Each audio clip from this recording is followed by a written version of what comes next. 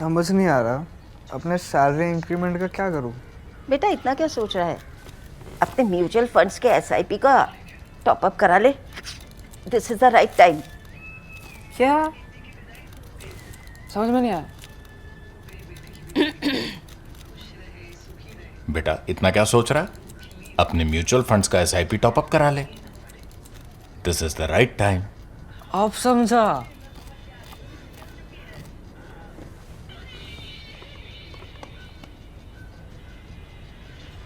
Mutual fund investments are subject to market risks.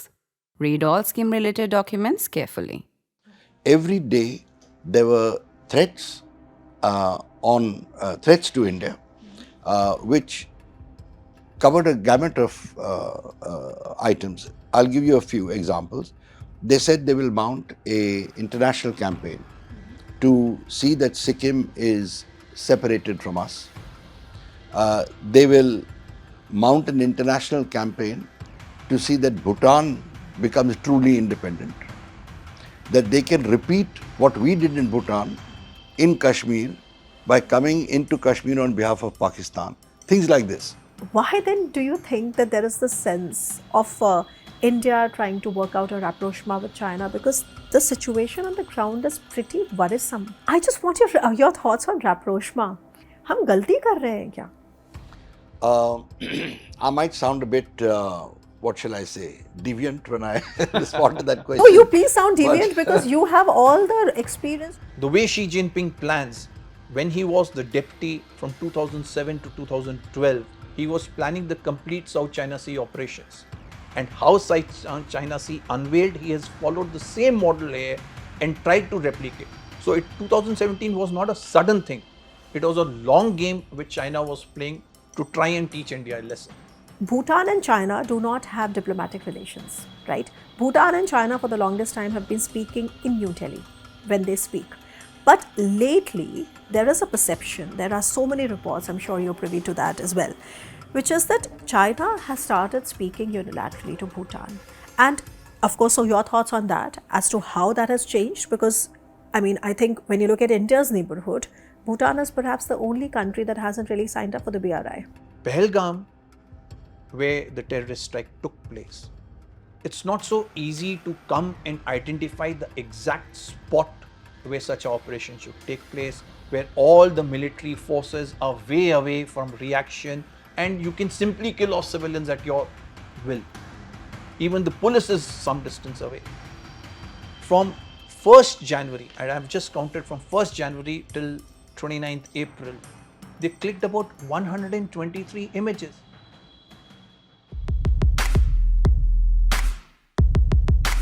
It was exactly 8 years ago when India and China found themselves face to face in Doklam for 73 days. In 2025, we are now at 8 years since that particular standoff happened. And with me, I have two distinguished guests, Mr. Jayadev Ranade, who is not only a well-renowned China expert, but also a Mandarin speaker. He has served at the Cabinet Secretariat and is an avid China watcher. And very pleased to welcome Anshuman Narang, Brigadier Anshuman Narang, back on the show, who is also a China specialist, especially the China military specialist. So we will today unravel why is it important to revisit what happened in 2017, especially at a time when India-China ties remain to be fairly complex. Well, we do see some rapprochement, but we will ask the guests and experts whether that rapprochement is meant to be taken seriously. How do we best read the Chinese mind? And finally, what are the different scenarios emerging, especially after what we saw in Operation Sindoor and China's support and unequivocal support to Pakistan, both military and diplomatic. And we know that China has already opened a third front for us in Bangladesh. So let's get started and welcome to the Worldview again. Thank you. Yes, Mr. Ranade, what a pleasure to have you. You are coming and joining us for the first time. I'm very pleased that you could make it. So first of all, you've not only been watching China, you have watched China in different capacities. I think one of the things that really people find very exciting about your job profile has been your association with the Cabinet Secretariat. You retired in 2008 and you've written, so many books on China. I have also read some of those. And you Mandarin speaker. Just first thing, how do we best read read Xi Jinping's mind? It's a difficult job to get into anyone's mind, particularly a person like Xi Jinping. He's always kept his counsel to himself, had very few friends. But nevertheless, if we look at him on the national stage of China, I think he came in with, if I may say, 3 agenda points. Okay. The first is to make China great. I mean, what Trump is saying now, make USA great again, but he started earlier. He came in to restore China to what he calls its old glory, which is actually a bit of a myth, but nevertheless, that's what his aim was. Second, he wanted to make China a global power. And therefore, if we look at it, from almost the time he took over, he unveiled some very grandiose programs which were global in scope, like the Belt and Road Initiative. And the third was he wanted China to rival, if not replace, the United States. And as a prelude to that, he had to have a situation where he dominated, he means China, dominated Asia. We were a bit of a thorn in the shoe in that one. And that is why we see the way the relationship with us has come out. And if I can just add one more sentence, from the time he took over, literally, we can see turbulence in India-China relations, starting from 2013, and he came on the scene in 2012. Yeah.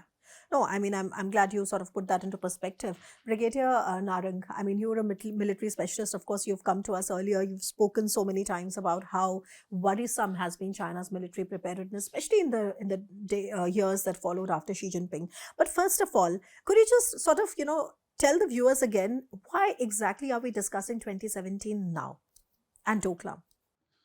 Okay, see, it's important to understand what Chinese have done as part of the larger plan. While we look at 2017 as a year of a very long standoff, 73 days after a very, very long time. I mean, the Galwan or the Eastern Ladakh standoff, or just the Indo-China standoff from 2020 till 2024 was a different size altogether. But the point is, in 2017, what the Chinese did is they unraveled their long plans. The plans for Bhutan started way back with Mao Zedong, wanting to claim complete Bhutan. And then when they realized that's not possible in 1980s, they started doing a lot of things, It's a 6-step salami slicing which they were attempting through herders coming in first. Then when the herders came in, then they started patrolling the herders at temporary settlements, and all that kept on going. And when they came on to the 5th step of constructing roads, was a clear matter of concern. And they were constructing road for 2 purposes. One is obviate their own vulnerability of Chumbi Valley. So, Chumbi Valley is between Bhutan, Sikkim, India, and they are on the lower ground. So we are dominating. So that is a very, very important concern for them. And thereafter, having constructed the roads and then that standoff and what actions they took after that, while they blinked and they stopped the road construction of that area. But issues which have unraveled 8 years after that are very, very important to keep in note of how they will react to any situation. And please remember, as compared to Eastern Ladakh, this area of Chumbi Valley, Doklam Plateau, and Arunachal Pradesh, and that area of Tibet is one thing where force ratios wise, they exaggerate their inferiority. So they're extremely concerned on those grounds. Okay. Well, that's interesting. But before before we get deeper into the technicalities of what really happened and how then we should prepare, I think a couple of things, Ranade sir, you could help the viewers understand on, for example, when we talk about Bhutan, of course, the thing is that Doklam was not a direct problem between India and China. Doklam became a problem because Doklam is a region which is claimed by both Bhutan and China, and India has a treaty with Bhutan whereby they asked us for help, and we went to support them. And that's how we landed up having this face off with the Chinese. But then there is also something very interesting and something which is very crucial, which is the Siliguri Corridor and the Tri-junction that we have there. So could you just, elaborate a little bit on the geopolitical relevance of why India thinks that that region is important and why India must have presence, why India stopped China from making that road? Of course, Anshuman Narang also told us a little bit about it, but the relevance of the Siliguri Corridor and what do we really risk there? I'll just take a step back on this to answer your question and hopefully put it into perspective.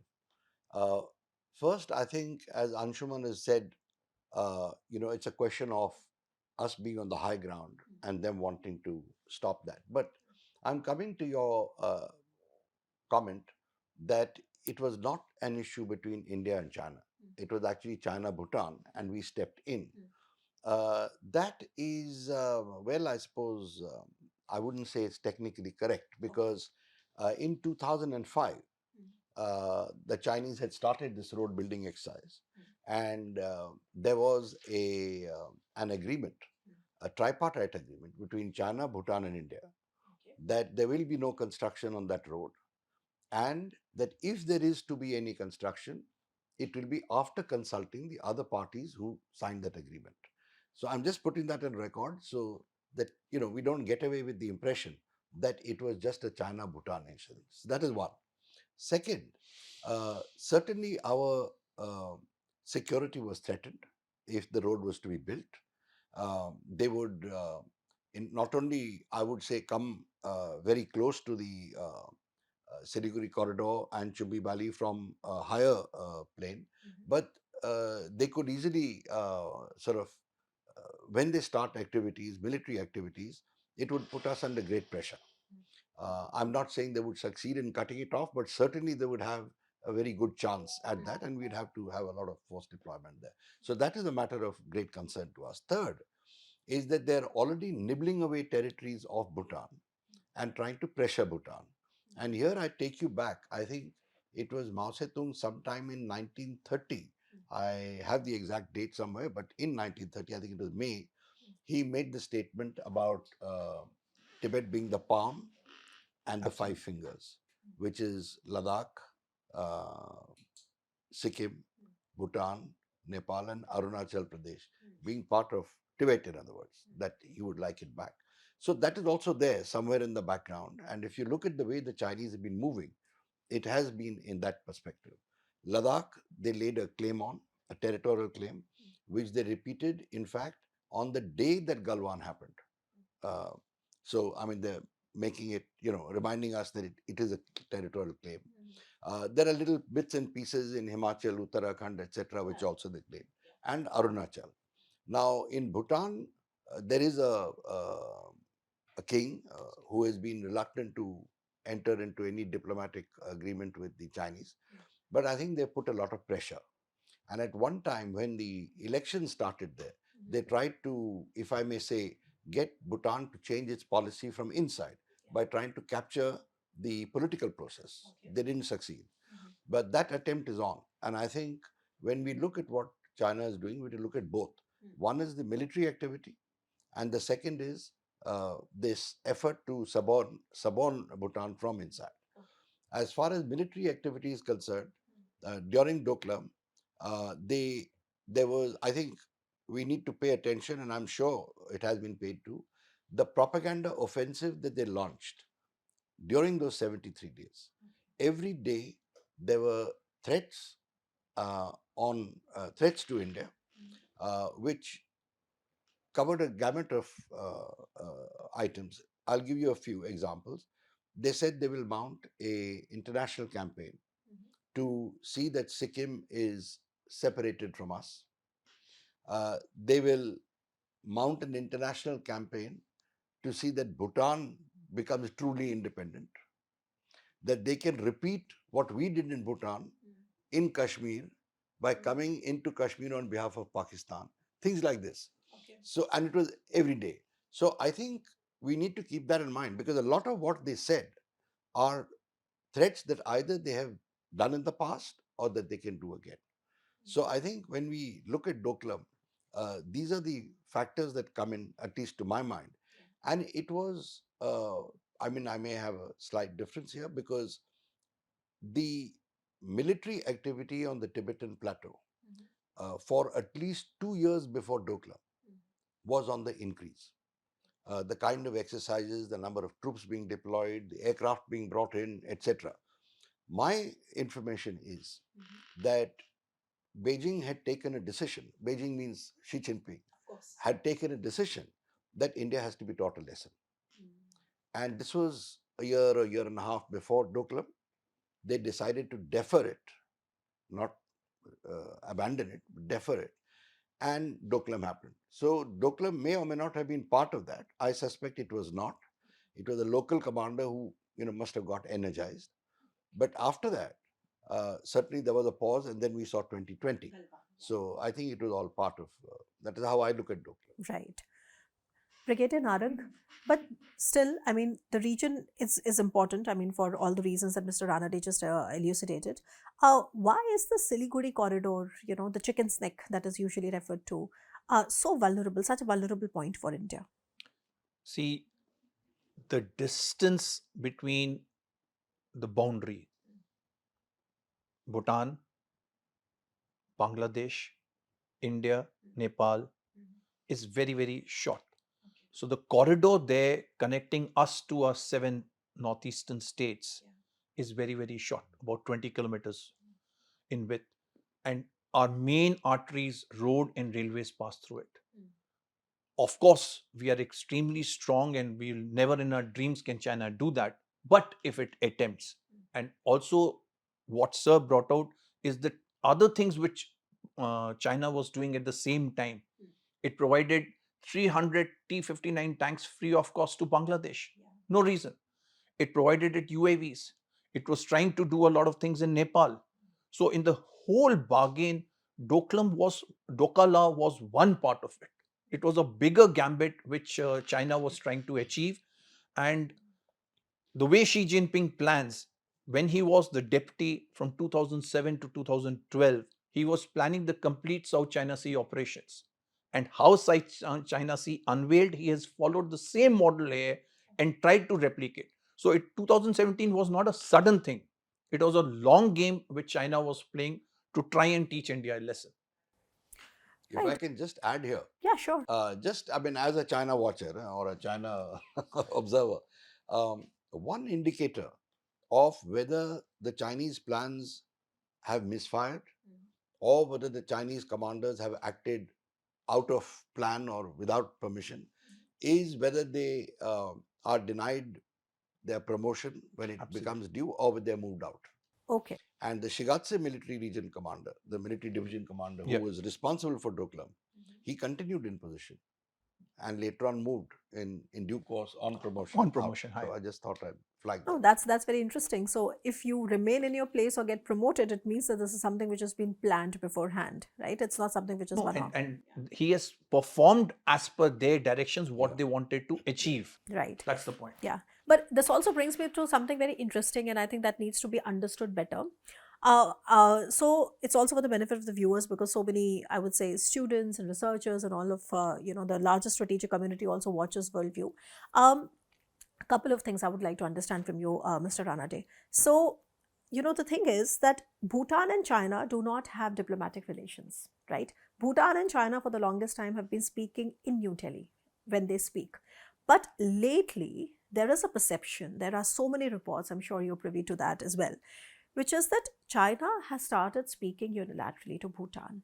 And of course, so your thoughts on that as to how that has changed? Because, I mean, I think when you look at India's neighborhood, Bhutan is perhaps the only country that hasn't really signed up for the BRI.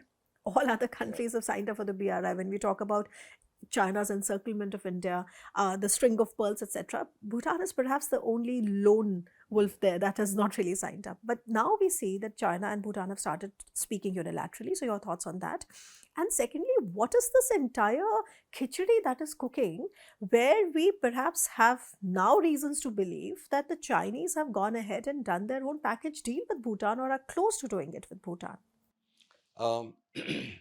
You're right that for a long time, China and Bhutan spoke only in New Delhi. And the second part of that is that Thimphu and New Delhi were in close consultation invariably before and after the talks. I think the second part continues. But during Doklam, the Chinese ambassador in Delhi has traveled to Bhutan and met the officials there and the functionaries there. And his wife has also traveled independently. She was a counselor here in the embassy. She also traveled independently to Bhutan. So I think they were trying to get things moving at that time and trying to move also on the diplomatic front. It didn't succeed. But that is when the direct contact started. Then, as I mentioned, at the time of when Bhutan decided to go in for elections or democratization, that time they began contacting the businessmen in Bhutan and offered them, of course, a lot of economic benefits and incentives. The Chinese are very good at that, by the way, till you really fall into the trap and then pay the price. But I think they were able to create at least some lobbies of influence there. May not have worked, but they're still there. So that was the, if I may say, the spearhead through which they moved. And now they've naturally mounted the pressure. And I think the Bhutanese thinking, and here I'm just guessing, maybe, hopefully an informed guess, the Bhutanese thinking is that how long can we sustain this pressure from China? So we have to look for our own benefits, and maybe it's better to just have a diplomatic tie-up with them and not move further. They have a very small army. They're a small country. They can't do much against Chinese pressure. So even now, when the Chinese are laying claim to large chunks of Bhutanese territory and nibbling away at Bhutan, they really can't do anything. It's the Indian army that has to come and really bail them out if it comes to that. And naturally, there'll be a reluctance to step in every time there is a little bit of territory gone. And unless, as you said in the beginning, the Bhutanese ask us, it's difficult for us to go and take action. So that is the state of play. And I suspect that um, someday they will have to, or they will decide that they have to talk to the Chinese. Uh, I'll just add one comment, which is that a lot will depend on how strong we are. And the perception matters a lot. I mean, if the neighborhood feels that we are strong enough to resist Chinese or at least keep them at bay, I think we will see the situation turning. And along with that, they also need to feel that we are willing to stand up for our core security interests, if necessary, through a little bit of cajoling, nudging, and maybe a bit of force. Now that's interesting because we also have to create incentives enough, whichever, like a negative or a positive incentive for the neighborhood to believe in the fact that they need to keep their ties diversified as well. I mean, so that's a very valid point to make. But Anshuman, I mean, you please help me understand. When we see Bhutan, we don't really talk about Bhutan much here when we are talking. We talk about Doklam crisis and all that, but Bhutan is also three parts, right? I mean, there is an eastern side of Bhutan, the central side of Bhutan, and the western side. Eastern is where you have the Sakting Valley. Western is where you have Doklam, and center is also there, and where you have the dynasties in place, etc. Now, very quickly, if I'm not wrong, and I think you only help me understand that, which is that the Chinese have been inventing claims that Bhutanese territory is theirs, and they did something in the western side, in Doklam, etc. So they have been at it for a long time, isn't it? So when we talk about this alleged or this situation that they have started speaking directly to the Chinese, the Bhutanese have been speaking directly to the Chinese. First, let's just understand what is this package solution that China is trying to push down their throats. See, Chinese are very smart. They'll pick up a particular historical treaty, twist it to their requirements, and then come up with new claims. So in this case, they go back to the 1890 treaty, quote that, and make that as a claim for various areas in Bhutan. Now, as you said, Bhutan, the three major claims of theirs is Western Bhutan, Central Bhutan, one portion which they've already quietly kind of taken in Central Bhutan, but I'll talk about which is balanced. There are two parts. There's Chumbi Valley and Baijonggong. And then there is Eastern Bhutan, where is Sakting Reserve Forest is what they claimed. Now, please understand, for Western Bhutan is something which the Dalai Lama, the 13th Dalai Lama, gave it to Bhutan. So there is no stance for them. But they try and go back to the 1890 treaty to try and say they have a claim over there. For Western Bhutan, they say somewhere down many years earlier, they had some kind of herders moving there, and that's their claim. And that to Tibet, because technically we should talk about Tibet Bhutan. Absolutely. Yeah. yeah. Tibet is occupied by China. By China. Yeah. So we are now talking to the occupying force first. Next issue which comes is the Eastern Bhutan, in no dreams they have any, I mean, they've been asked, and that's why since 2020 when they came up with the Sakteng claim, they've become quiet. Imagine you're asking for a reserve forest which has got no continuity from the main border, and the whole purpose is to try and corner India, Tawang. Because Sakteng, if you see at the map, has got just no connection. By the way, I'll just like to stop you here and just tell the viewers that all the maps that you're seeing here, okay, those are maps that we have taken directly from the Chinese claims, so that you get a direct feel of how China looks at this entire thing and how they view India. So that was something that I just wanted to tell you. So all these maps are coming directly from there. Yeah, please carry on. Now, those are the claims. Now, coming back to the importance. Western Bhutan is what is very, very important to them. Why? Because that gives them the leeway of overcoming the vulnerability of Chumbi Valley. Try and pressurize India on the aspect of Siliguri Corridor and dominate it. So that's their idea. Now, since they play a very long game, they also artificially created the claims for Central Bhutan.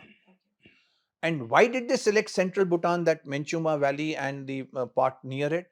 Is because that is where the current king of Bhutan, his dynastic lineage is there. They have those areas. So when you suddenly start putting claims to those areas where the king himself is concerned, then you will try and bargain. So to gain that bargaining position, they came up with a package deal in 1990s. So they said, we will give up our claims on Central Bhutan and you give us Western Bhutan.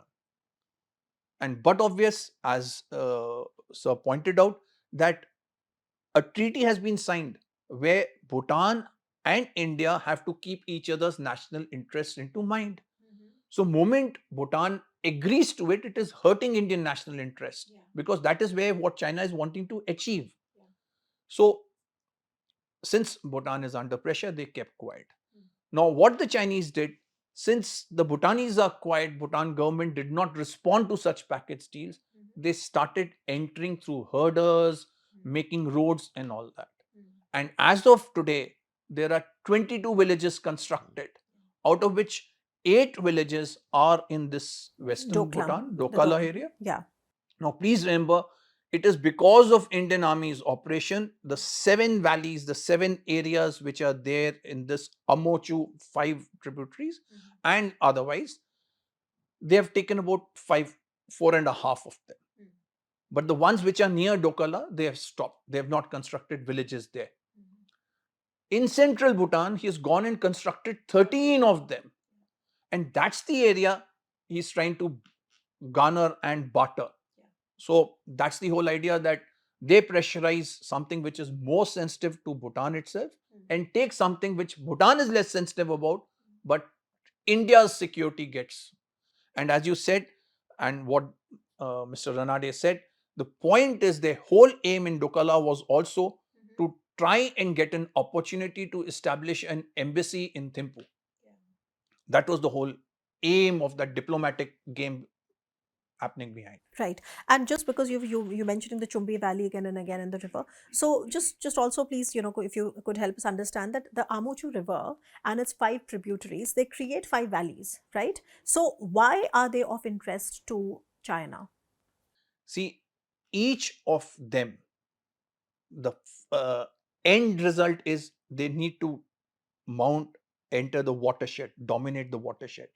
So if they get to the watershed, it's a gradual entry. So the roads which they are making, they have got a central road which is coming from Lhasa, Gyanse, and then up there's S560. It's a state highway which connects. they made a eastern access into it. So what existed, they made a eastern road into it. So the whole idea is to try and reach a dominating position from where they can dominate India's Siliguri corridor and avoid their vulnerability. So the whole idea was that, and through these valleys, it's you require a base behind it. So they extended that base, and they didn't want to do it within Chumbi Valley. They wanted to widen the Chumbi Valley base so that on west they can't do it, it's Sikkim, India, and on the east it is Bhutan. So they found that pressure point on Bhutan to expand and create some more space for their own movement. Yeah. So in that region, there are about 7 valleys. 5 are with the Chumbi, the river, the Amuchu River. What about the other 2? What is happening The there? other 2 are the other kind of tributaries which are coming up, which are not from the main Amochu River. So those 2 are slight bit away, and you start from Zamana, Shakto, and you keep coming down. Those are 5 different along the Amochu, this thing, Nakcho and others, and there are 2 more areas in that. Right. Well, that's really very useful, because a lot of times we don't really get to understand the nitty-gritty. Mr. Ranade, just talking and taking forward this concept of this package deal. We keep hearing this in the context of India-China LAC dispute as well.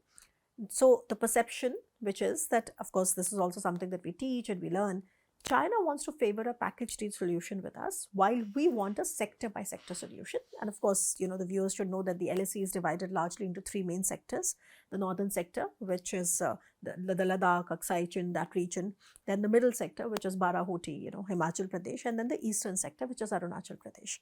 So what is this fundamental disjunct, and how we approach the resolution of the LAC problem versus how the Chinese, view it? And this is important because, Brigadier Narang just said that this is the same package solution that they're trying to shove down Bhutan's throat in some ways. So could you just help us understand from our perspective what that is? You see, first, I'll just mention a few points to clarify. And the first thing I'd say, which he touched upon, and so did you, is that central to this entire thing is the Chinese claim on Tibet. Yeah. I mean, they say that, Tibet was part of our territories. I mean, that's their belief or their story. And the rest, which is the Nepalese, the Bhutanese, the Sikkimese, etc., were all chieftains. And that's what their records show. The fingers that you mentioned, Exactly, yeah. fingers that I mentioned. But, so that's the first point I'd make. The second, they've been talking about the package deal. Various people keep repeating it, the package deal. Hai kya usme? Exactly. So what exactly is the package deal? It's in very broad terms that it has been mentioned. That, basically it is we'll trade the East for the West. And I'm sure, I mean, I can almost bet on it, that the deal is off the table. Because they have a lot of investments in the Western sector now. They're not going to give that up. And on the Eastern sector, they've laid claim to Arunachal Pradesh. It can be a bargaining chip, it can be whatever, but why give it up? What they're doing is, and the same with Bhutan, what they're doing is they're following the old map that they have, Qing dynasty map, which is when the Chinese were at the largest in terms of territorial expanse, and which they continue to teach in their schools. So their cadres, regardless of the seniority, they say, well, that's what we studied in school and we have to get it back. That is their, that is the third point that I wanted to make, that's how they look at it. The other aspect on Bhutan, in their quest for moving southwards, when he was talking, and you did mention Watershed, you didn't fool the whole thing. When they come up to this new watershed, which they are laying claim to coming here, then, even with the old thing, we've drawn a line. We said, okay, watershed principle, and with that, Arunachal is part of our territory. Now, with this new watershed, if they reach it and if they start claiming that is the watershed, then it's 30 kilometers south. And when you draw a line eastwards, then Arunachal falls into Chinese territory. That will be the second, point that they will have. So there are all these things are mixed up in it.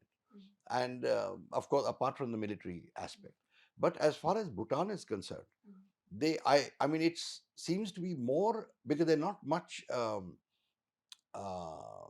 financial gain for them from Bhutan. But if you look at the kind of arguments that they put forward for their claim on Arunachal, I think we can understand it a little bit. And there they say, well, the climate is temperate or better. There's a lot of space. There's no population in Arunachal, abundance of water, and it's very suitable for us. We should take it over. And by saying that, they also criticize Mao Zedong for his unilateral withdrawal in '62. I think the same argument will hold here on Bhutan to take it. The secondary argument being that it will put us on the back foot because one, shall I say, solid partner that we have Of course. will be, gone. So I think there are multiplicity of factors here, which the Chinese are gunning for. No, I will certainly come to this particular point about how do we do, what exactly should we do to sort of retain our position and posture in the neighborhood, which is an extremely complicated neighborhood, and of course I'm going to come to that. But before that, Brigadier Narang, you also follow the Chinese military modernization so closely. I mean, we have talked about it so many times on the World View with Swasti as well. Now, in the years that followed, right after 2017, of course, the standoff went on for 73 days, and then they stopped making that particular road. But in the years that have followed, China's military modernization has been immense. And it's not just about, adding more numbers, it's about also building niche capabilities. We saw in Operation Sindoor how our, error of judgment of not really investing enough in satellites, for example, cost us dearly. And now we are, of course, waking up to that. But, from you, you're an expert. Please just help us understand what do we really need to worry about? Because we all keep just saying it very generally, oh, China has immense military modernization, infrastructure development. But there is so much more, to the details. And how do we best understand that? Okay, I'll give you some basic examples keeping Doklam, Chumbi Valley, and that area in mind. First is the deployment.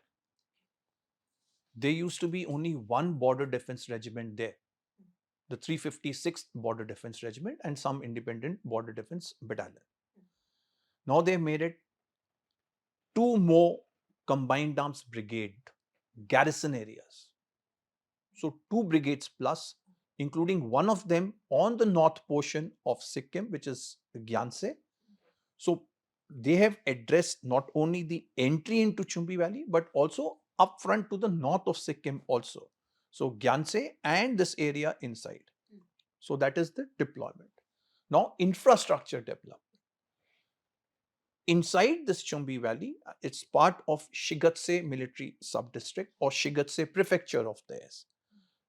Inside the Chumbi Valley, they're trying to create an airport at a place called Yadong or Yatung. Next are the OFC optical fiber cables for communication or your 5G and 4G connectivity. When you come to those areas and Chinese say Indians receive the message of welcome to China, the mobile connectivity.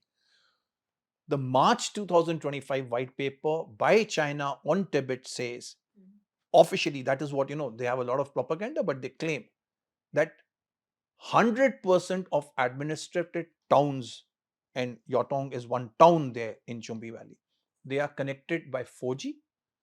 And all these villages which are there, administrative villages, 90% of them, and those villages which they have constructed, 22 villages inside Bhutan, they are all connected by 4G, 90%. 70% of these villages... You mean including the 22 that they... Yes. Okay. And 70% of them have been connected by 5G. Now imagine that Tibetan who's a nomad, he does not want that 5G connectivity. So where is that 5G connectivity coming for? It is for the military buildup. Similarly, electricity, similarly the construction of those border settlement villages. Each of those border settlement villages have got military outposts near it. So these are those silent monitoring stations which are being established by them. Then next important part which comes is, like Ranade sir just said, is the Xi Jinping dreams. So in that dreams, one of those critical issue was making a transportation powerhouse by 2035. Now, as part of the transportation powerhouse, they want to connect Tibet to 5 other provinces: Xinjiang, Sichuan, Qinghai, and Gansu. Now, geographically, but we know that the Lhasa rate, the Beijing Lhasa road and railway is already existing. That Lhasa railway has been extended to Shigatse. Shigatse is the military command, the the district. town of that, or the head of that prefecture town, the capital of that Shigatse prefecture, that's been connected. Now they are further connecting roads, and there is that famous road which they started during the 1950s, which we objected to in Eastern Ladakh, G219. That road is now being connected to Vietnam, and that's coming through the mouth of this Chumbi Valley. And from that road G219, they're trying to connect another one, G695, and have these state highways coming in. So all throughout, what he's trying to achieve is connect these roads, build the infrastructure. Now, by having the infrastructure, what does he gain? He's able to mobilize better. He can't continuously place such troops there. That's a bigger concern. Our troops are well acclimatized. We have Highlander troops, but his troops are hands, because not much Tibetans he can get to induct in his army. So those hand troops to stay in such high altitude areas for such a long time is a major, major challenge for him. Thus, he needs to make better roads to be able to mobilize them faster to the most remote border post. So he's doing a complete infrastructure development to a plan, getting electricity, getting water, getting 5G stations, getting oxygen chambers, all that together to be able to undertake an operation when he wants to. And organizational structuring too, he has done change significantly. Now we all know that the kind of missiles which Pakistan tried to fire, the Fatah missile, which is from actually a rocket launcher. What the Chinese have done inside that Chumbi Valley, inducted a PHL-03 battalion. Now, PHL-03 is a rocket launcher that can be replaced by a PCL-191, which can also fire such missiles. So, inside Chumbi Valley, when you get such a launcher which has a range of 500 kilometers plus missiles, changes the complete dynamic.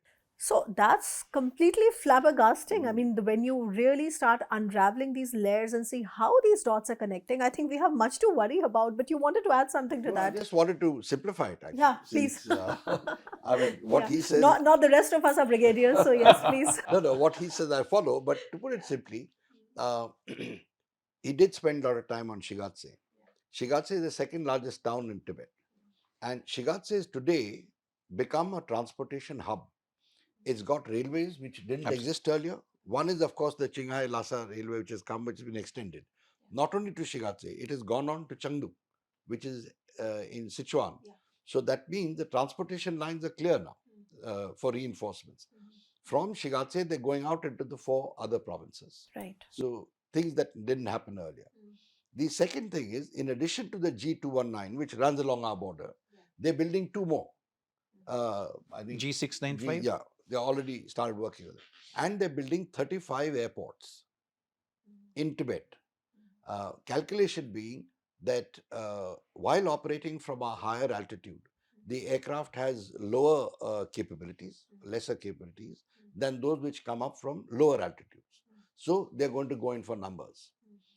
So I just thought I'll put it here that it's simpler when you look at it, that air, land and road, they're really optimizing their capabilities. Well, that's why I said that it's so flabbergasting. Yes. Yeah, one more important issue what sir is saying is legalism. Now, if you look at Chinese, they have 2 historical principles called legalism and Confucianism. So everything they want to legalize. So as part of that, they've created a land border law which they came up in 2021. That's right. Yeah. So as under that, the Shigatse boss, the party secretary there, his rules have been strengthened in these areas. So, whom does the party report to? Whom does the army report to? The military report to? The armed police report to? Whom does the local government officials report to? All that has been streamlined through this land border law and ensure that all this border village construction and everything is mandated as per what party requires. Now just sort of reflecting on this, and this we are only discussing one part of our disputed and undemarcated LAC, which is near the Doklam Plateau and all that.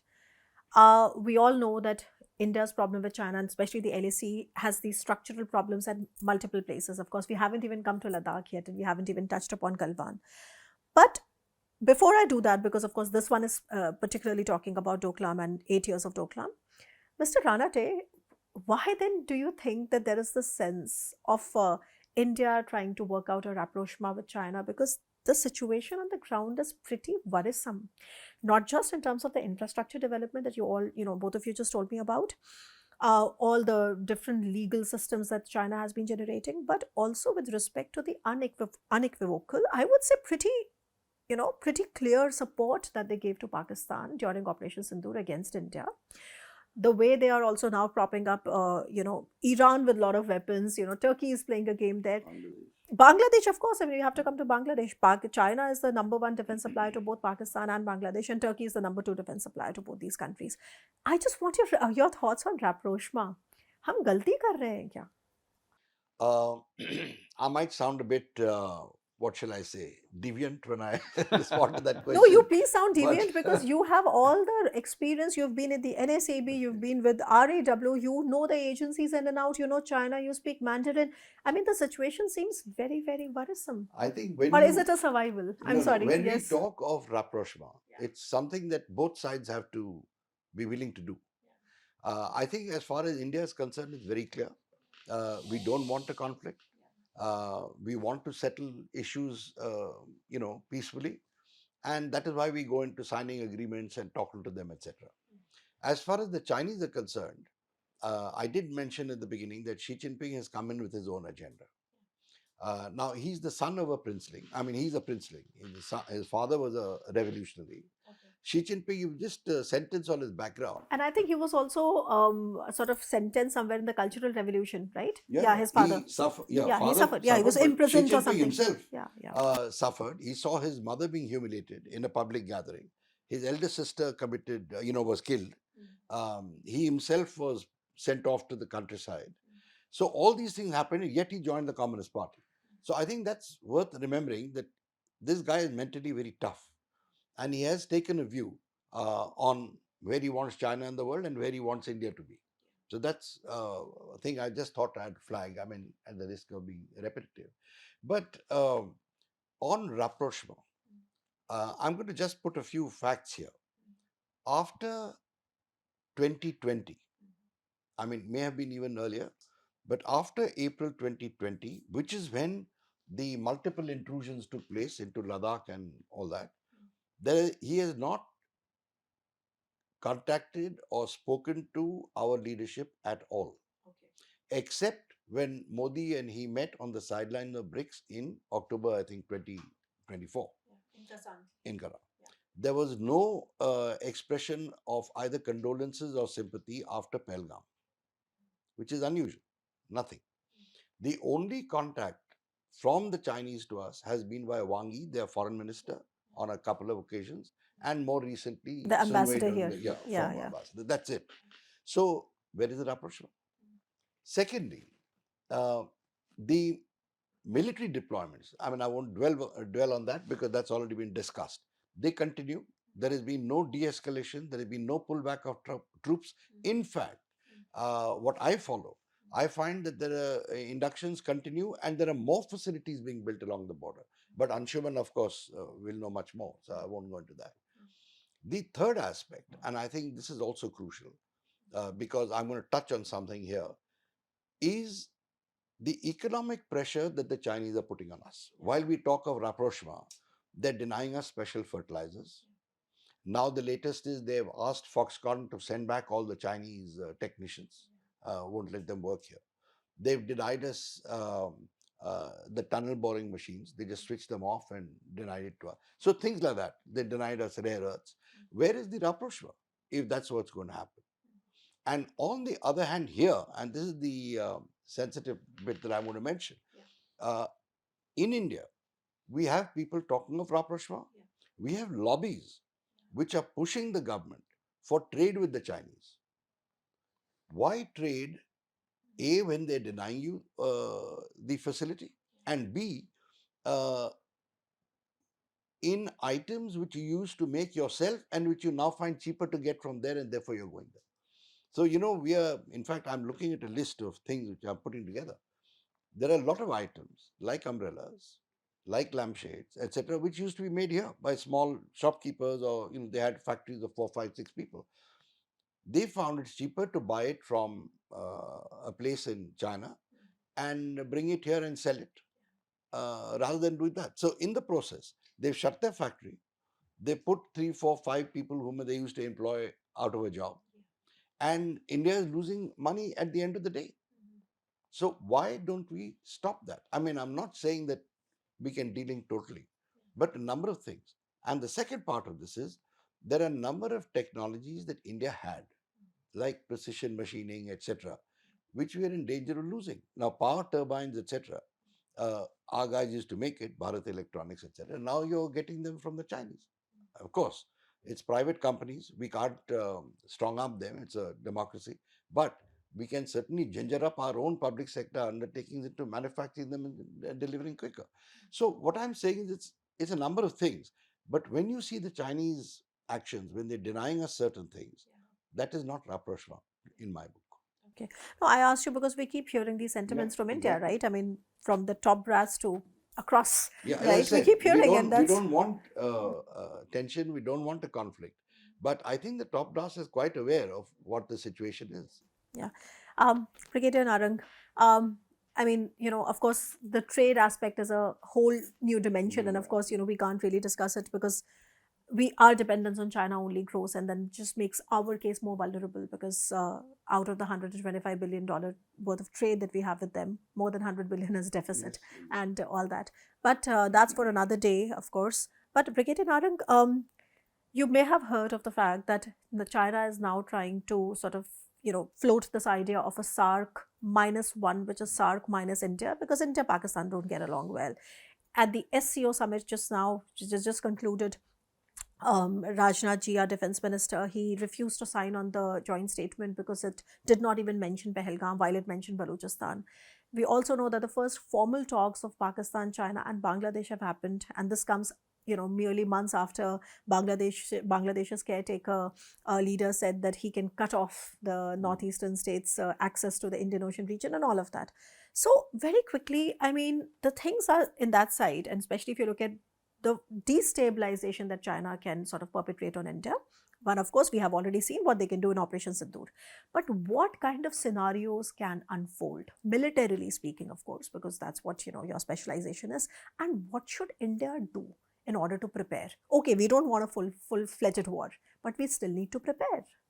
See, in my assessment, for Xi Jinping and PLA, there is only one strategic direction today, and that's Taiwan. And 2027 is so much hyped up in their mind.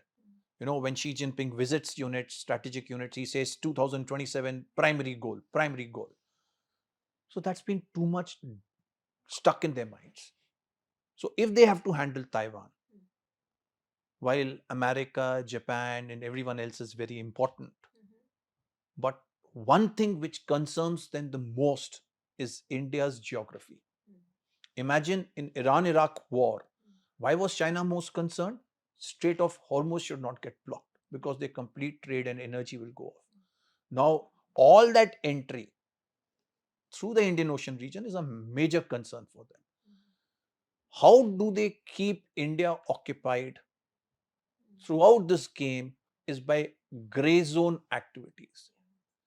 The day imagine October 24, we decided to disengage. December 24, the disengagement happened. January 25, Chinese started imaging Pahalgam for Pakistan. So the game was already on. So could you just also elaborate on what it means when you say Chinese started imaging? Because a lot of audiences don't really Okay. have that background. Yeah. Now, Pahalgam, where the terrorist strike took place, it's not so easy to come and identify the exact spot where such an operation should take place, where all the military forces are way away from reaction and you can simply kill off civilians at your will. Even the police is some distance away. From 1st January, and I've just counted from 1st January till 29th April, they clicked about 123 images, and it's only the Chinese civilian satellites of Pahalgam area they imaged 123 times. You know, the others, Maxer and others did it about 10, 12 times or Planet Earth. Planet and others. They just did it about 10 odd times. The Chinese civilian satellites, and there were days on a particular day clicked 14 images. So the whole idea, this is actually collusive support. It's not, the official statement may be something else, but you read the Oxford Dictionary of collusive, secretly against someone else. So you can't be holy cow. You can't be a saint and say that, oh, we just imaged Pahalgam because Pakistanis asked for it. No, but then the fact that we are now understanding that in hindsight, that why would China, on the one hand, try and normalize things with India, and on the other hand, click 123 images of Pahalgam? I mean, it's a classic question, no, Anshuman? Why are we now realizing it in hindsight? No, see, it's part of their tactics. I'll give you another example. While whole world was concerned about Demchok and Depsang, what the Chinese wanted to do, they wanted India to be on a back foot. So they continuously spoke about Yangtze, because Yangtze is one place where India is at advantage, and Yangtze is near Tawang in Arunachal Pradesh. In December 2022, when the relations, were again getting hot, they attempted to take back Yangtze. And what they did, in November 22, they clicked 250 images, over 30 days just of Yangtze area. Why? Because they were going to undertake an operation. So this is part of their tactics, and these are, as you rightly said, these are battle indicators which we must pick up much in advance now. Mr. Ranade, you have also been on the other side of our agencies, right? The three-lettered word. Do you think that we are proactive enough to pick these signals from what is happening in our neighborhood? I think we're becoming proactive. We should have picked them up much earlier. We should have also had our assets in place, like satellites, etc., which for some reason we didn't. But I think we are now waking up to it. One more point, which I must mention, we were very sanguine about China for a number of years. In fact, till 2020 happened, the general feeling in army as well as elsewhere was that no, they won't do anything. A shot hasn't been fired. It's a myth which we began circulating. But I want to make one comment on your question about why this two-faced behavior of the Chinese. I mean, they're saying this on Pakistan, and yet with us, the reason is very simple. They have a huge investment in Pakistan, which they're not going to give up. They have an agenda for Gwadar, which they're not going to give up, and of course, Xinjiang. With us, their agenda is limited. It is trade. At a time when the US and Europe are beginning to shut them out, in fact, their exports have dropped by 20%. India is the largest market in the world today, which is untapped, and they want it. So they don't like our government now looking to Taiwan and other countries and trying to get them in here. So that was the reason why, in my mind, they even were willing to talk to us about the disengagement, etc. I'll just add to what Sir's Not example. more. The biggest satellite communication market today, untapped, is Indian. 1 billion plus who are yet to get to their satellite phones.